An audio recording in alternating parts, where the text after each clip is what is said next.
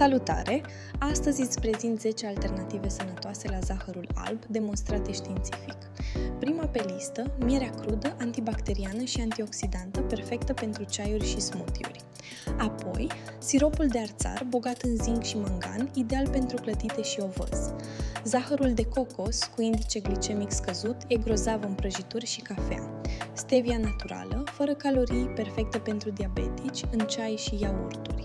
Siropul de curmale, plin de fibre, e minunat în deserturi și terci de ovăz. Fructele uscate blenduite sunt o bază excelentă pentru prăjituri raw.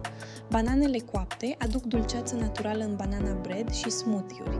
Siropul de agave, folosit cu moderație, e dulce și perfect pentru rețete vegane. Eritritolul, cu 0 calorii, nu afectează glicemia, ideal pentru gătit. Și zahărul de mesteacăn, benefic pentru dinți, perfect în deserturi.